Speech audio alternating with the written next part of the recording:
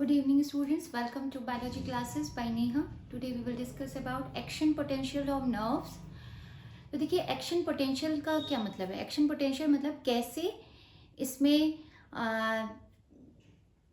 Action होता है neurons में, कैसे नर्व्स फ्लो करती हैं, उसमें होता क्या है। ठीक है, तो आयंस की वजह से ऐसा होता है। Inside the cell positive ions हैं या बाहर नेगेटिव आयंस हैं, उनका जो मूवमेंट होता है उसकी वजह से इसमें एक्शन होता है। तो ये देखते हैं क्या।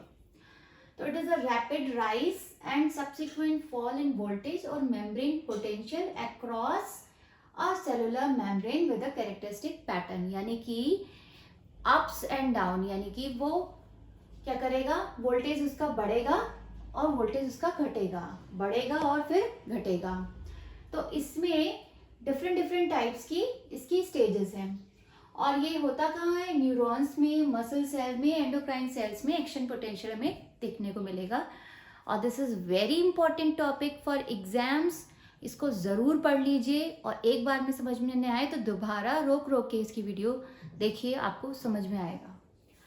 तो देखिए इसमें डिफरेंट टाइप के स्टेप्स हैं। पहला है रेस्टिंग मेम्ब्रेन पोटेंशियल। देखिए रेस्टिंग मेम्ब्रेन पोटेंशियल है जिसमें कि इसमें पोटेशियम आयन कंसंट्रेशन हायर है इनसाइड द सेल, सेल के अंदर पोटेशियम आयन कंसंट्रेशन हायर है और सोडियम आयन भी है इसमें। Chloride ion concentration is higher outside the membrane, यानी कि जो नेगेटिवली चार्ज है क्लोराइड आयन वो बाहर की तरफ है मेम्ब्रेन के। तो रेस्टिंग मेम्ब्रेन पोटेंशियल क्या है, -70 मिली वोल्ट। -70 का क्या मतलब है कि inside the cell 70 millivolt है in comparison to outside the cell. ठीक है, तो it means the inside of this is 70 millivolt less than the outside. ठीक, अब बात कर रहे हैं थ्रेशोल्ड की। तो थ्रेशोल्ड एक ऐसा पॉइंट है जहां से एक्शन पोटेंशियल स्टार्ट होता है। तो जब डीपोलराइजेशन आ जाता है लगभग -55 मिली वोल्ट, यानी कि -55 यानी कि सेल के अंदर 55 मिली वोल्ट जब डीपोलराइजेशन की वजह से हो जाता है पोटेंशियल, तब न्यूरॉन एक्शन पोटेंशियल उसमें स्टार्ट करता है। तो इसी को कहते हैं थ्रेशोल्ड। अगर ये न्यूरॉन में नहीं आता है, ये क्रिटिकल थ्रेशोल्ड लेवल नहीं आता है, तो कोई भी एक्शन पोटेंशियल नहीं होगा। अब बात कर रहे हैं डीपोलराइजेशन। डीपोलराइजेशन नाम से ही लग रहा है कि पोलराइजेशन इसमें से खत्म हो जाता है। तो जब सोडियम आयन चैनल के सेल के अंदर बढ़ने लगते हैं, क्योंकि सेल के अंदर क्या आता है, नेगेटिव चार्ज, लेकिन वहां पे पॉजिटिव चार्ज बढ़ने लगते हैं न्यूरॉन में, तो ये मोर पॉजिटिव हो जाता है और बाहर कैसा है, नेगेटिव है। और अंदर भी, अंदर नेगेटिव होना चाहिए लेकिन उसमें पॉजिटिव चार्ज बढ़ता जा रहा है, यानी पॉजिटिव बढ़ रहा है, नेगेटिव कम हो रहा है। तो क्या हो जाएगा, वो डीपोलराइज, यानी कि वो पोलराइजेशन उसमें खत्म हो जाता है, यानी कि बाहर भी पॉजिटिव हो रहा है और अंदर भी वो पॉजिटिव बढ़ रहा है, नेगेटिव खत्म होता जा रहा है। तो पोलराइजेशन खत्म। पोल्स क्या होते हैं, पॉजिटिव नेगेटिव चार्ज से ही तो पोल्स बनते हैं। अब यहाँ पर क्या होगा कि पॉजिटिव चार्ज वहां पर सेल के अंदर बढ़ने लगा, तो नेगेटिव चार्ज कम हो गया, यानी कि वो डीपोलराइज हो गया।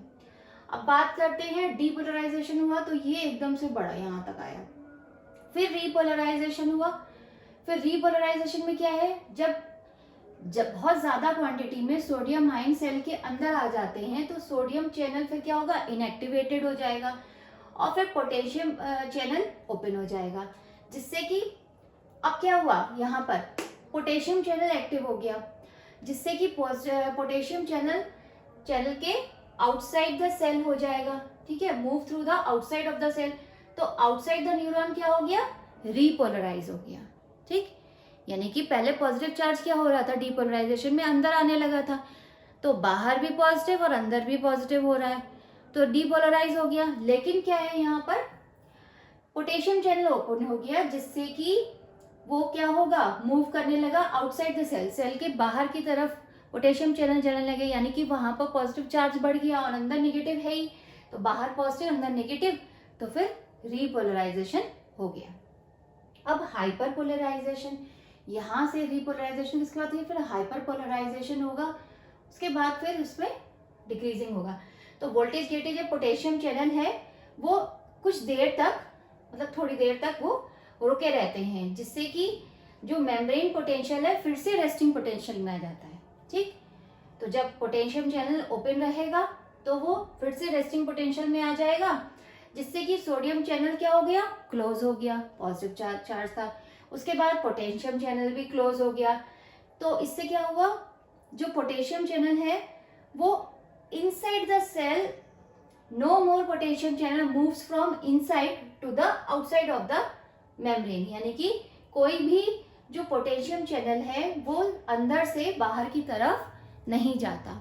तो ये क्या कहलाएगा, हाइपर पोलराइजेशन, यानी कि बहुत ज्यादा इसमें पोलराइजेशन हो गया है। तो these are the steps of action potential. इसे ज़रूर पढ़ लीजिए और ज़रूर इसे लर्न कर लीजिए, एग्जाम के लिए बहुत इंपॉर्टेंट है। अगर आपको मेरी वीडियो पसंद आई तो मेरी वीडियो को लाइक कीजिए, मेरे चैनल को सब्सक्राइब कीजिए और बेल आइकन दबाना मत भूलिए। और फिर मिलते हैं नेक्स्ट वीडियो में। मेरे चैनल का नाम है biology classes by Neha. Goodbye, take care.